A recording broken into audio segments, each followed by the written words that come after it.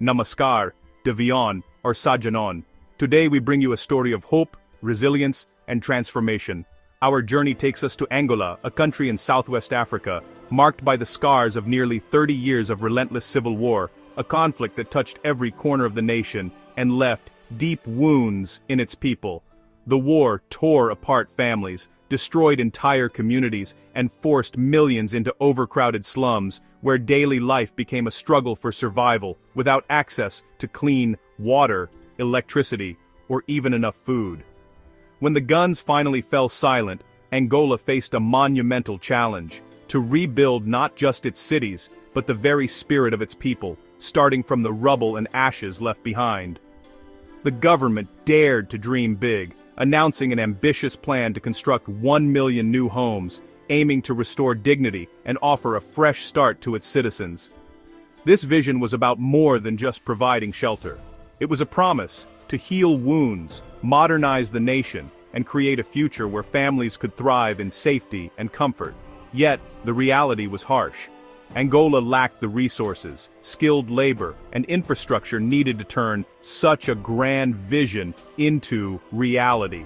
The capital city, Luanda, lay in ruins, its buildings shattered, its streets filled with memories of conflict. The urgency for a new beginning was felt everywhere. Instead of simply repairing the old, the government imagined something bold, building an entirely new city from scratch, a shining symbol of rebirth and hope for generations to come. This new city would feature modern apartments, schools, shops, and lush, green spaces, designed to give families a sense of belonging and pride in their homeland.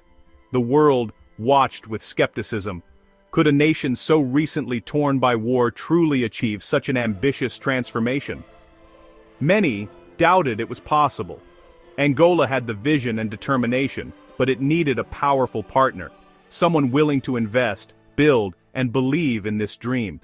Who would step forward to help build a new city from the ashes of conflict? The answer would change Angola's destiny forever. When Angola announced its plan, the world, especially the West, was doubtful. Experts saw a war-torn nation with weak institutions and rampant corruption. How could Angola build a city for 500,000 people? Financing was a huge hurdle, billions were needed, and Western lenders refused to take the risk. They feared the money would vanish into corruption, and the city would never be finished. Even if built, who could afford to live there? Most Angolans were poor, struggling for basics. Critics predicted empty apartments, modern but out of reach for ordinary citizens. The project was dismissed as unrealistic, a fantasy disconnected from reality. The world saw a fragile nation overreaching its abilities. But, sometimes, the boldest dreams are realized by those who refuse to accept limits. Angola was about to prove the doubters wrong. While the West hesitated, uncertain about the risks and rewards of investing in post-war Angola, China saw opportunity where others saw only obstacles. China stepped in, offering to finance and build an entirely new city, in exchange for a steady supply of Angola's valuable oil, a resource the country was eager to trade for progress. This oil for infrastructure deal became China's signature approach across Africa, blending economic ambition with diplomatic strategy. The massive project was handed to CITIC, a Chinese state-owned giant with experience in building entire cities from the ground up. In 2008, thousands of Chinese workers arrived in Angola, ready to transform a vast stretch of empty land 30 kilometers from Luanda into something extraordinary. The plan was ambitious: 750 colorful apartment blocks rising from the dust, each designed to house families and create vibrant neighborhoods. Alongside the homes, there would be schools for children, shops for daily needs, and wide modern roads connecting every corner of the city. Utilities, water, power, and sewage were all planned, enough to support a population of 500,000 people, making Colombo one of the largest new cities in Africa. The cost? A staggering $10 billion, a sum that reflected both the scale of the vision and the speed at which it was to be realized. In just a few years, a modern city rose from the dust, showcasing not only China's speed and scale, but also the power of international partnership. By 2012, Colombo City was ready, hundreds of apartment blocks, schools, and infrastructure in place, waiting for life to fill its streets. It was a bold display of China's construction power and Angola's ambition to leap into the future, side by side. But would this new city become a true home for Angolans, or remain just a monument to dreams and ambition? The world watched and waited, eager to see if Calamba would truly thrive and become the vibrant city its creators imagined. Calamba City stood gleaming and empty, a ghost town. The apartments were too expensive for most Angolans, priced at $120,000 or more. With no affordable mortgages, few could buy.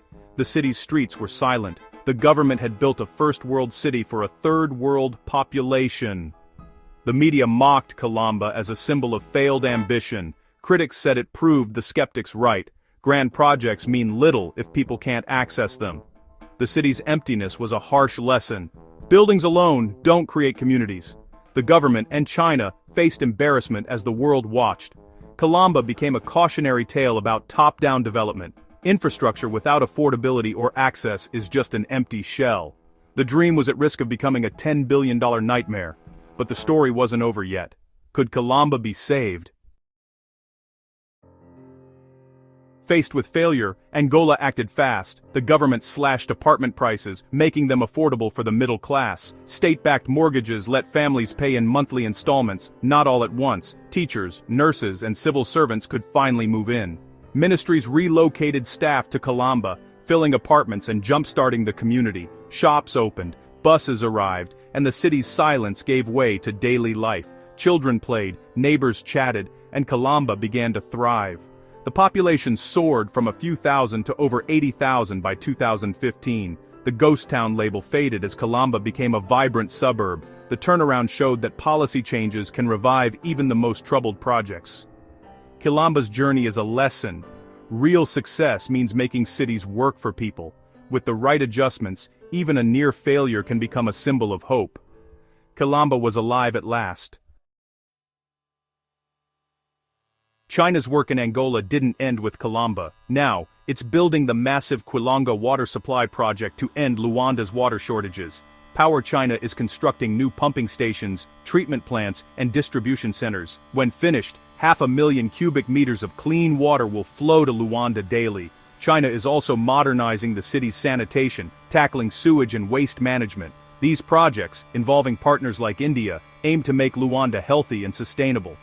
China's partnership goes beyond headlines, quietly solving basic problems for millions. From housing to water to sanitation, China is Angola's go-to development partner.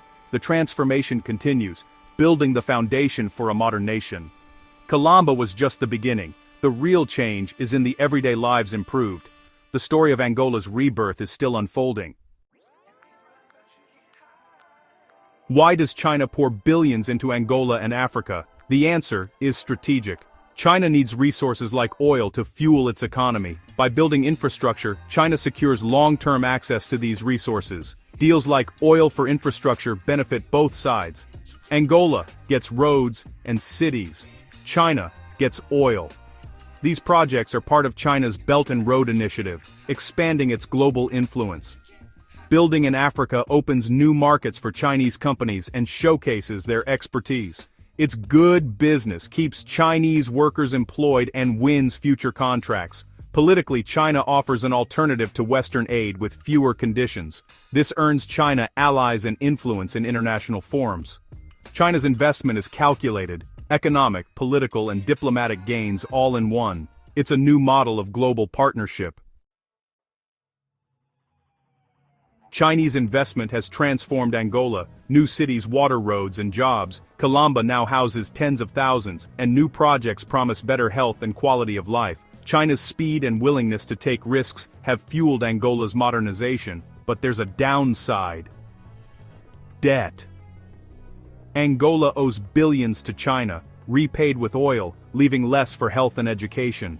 Critics warn of debt-trap diplomacy, though China denies it. Not everyone benefits equally. Many Angolans still can't afford Calamba's apartments. The poorest remain excluded, raising questions about social equity. Has Angola traded one dependency for another? The partnership brings progress, but also new challenges. The future depends on balancing growth with fairness and sustainability. The story is far from simple. Today, Calamba City is alive, a thriving home for over 100,000 people. Once dismissed as a ghost town, it now pulses with daily life, filled with families, workers and children who call it home. It stands as proof that even flawed projects can succeed with the right changes. Calamba's transformation shows that perseverance, adaptation, and listening to the needs of residents can turn failure into success. Calamba's story teaches that building infrastructure is easy, making it work for people is the real test. True progress is measured not by concrete and steel, but by the lives improved and communities built. China and Angola have both learned, top-down planning isn't enough. Real success comes from collaboration, flexibility, and understanding the unique needs of a city's people. Future projects must focus on affordability, access, and community from the start. Only then can cities truly serve everyone, not just a privileged few. Angola's debt to China is a concern, but the partnership continues to evolve. Both nations are now more aware of the risks and rewards of such ambitious ventures. The challenge now is to ensure that progress lifts everyone, not just the middle class.